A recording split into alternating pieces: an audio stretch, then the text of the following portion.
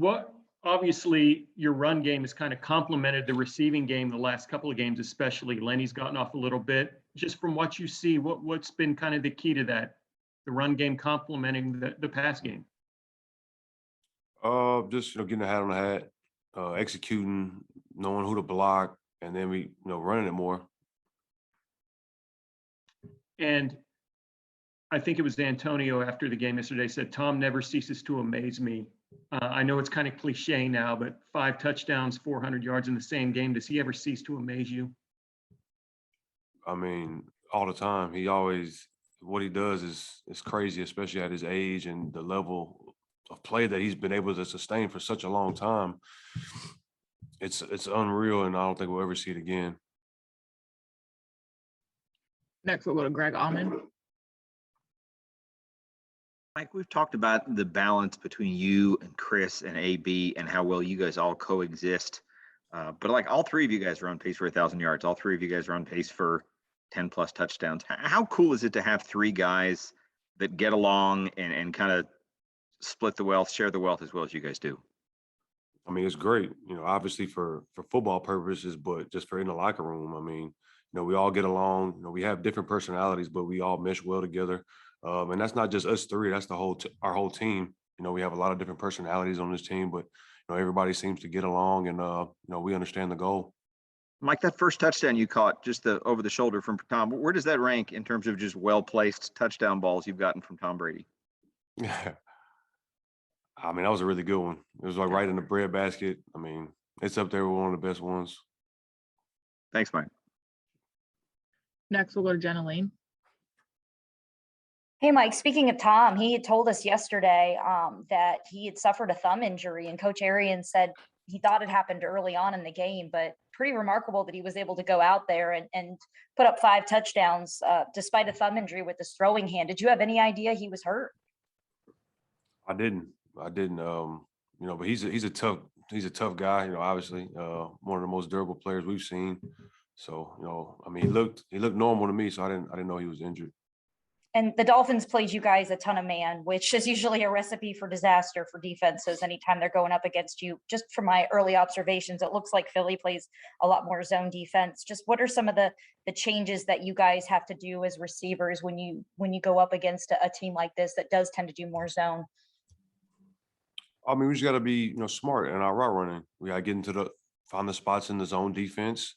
We have to be where the quarterback expects us to be, and then probably make grimy catches. When you play a team that plays a lot of man coverage, you got to be a little quicker, a little more twitchy, more physical. In zone, you got to be smarter. Thank you. Next, we'll go to Rick Stroud.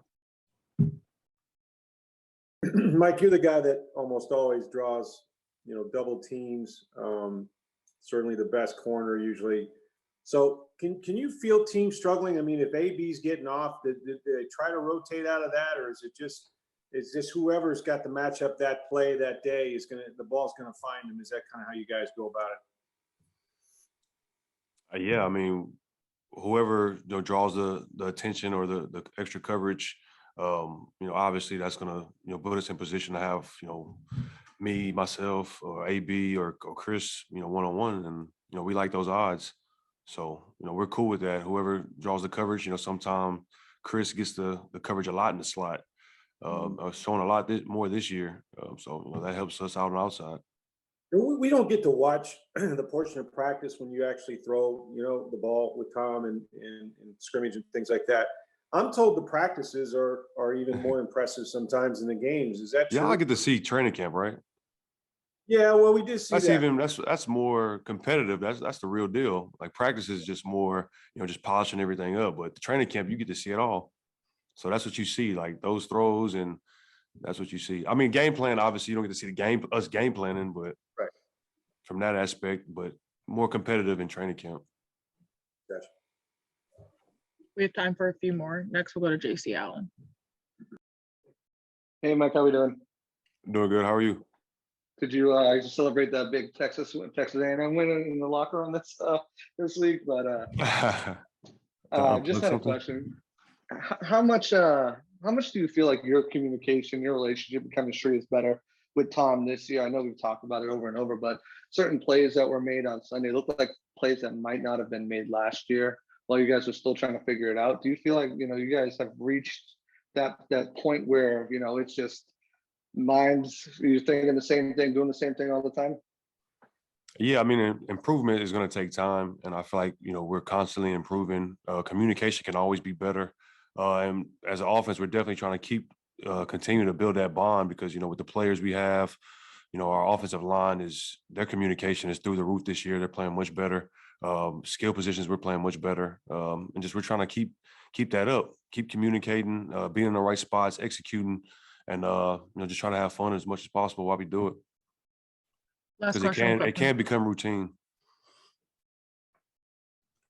Last question come from Jenna Lane.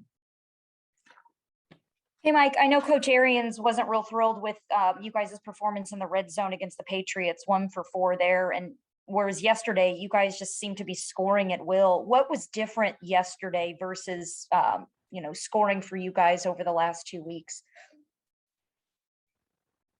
We just executed better. We made more plays. The defenses they ran probably were better suited for us in this last game. We just improved. That's what we're trying to do each week.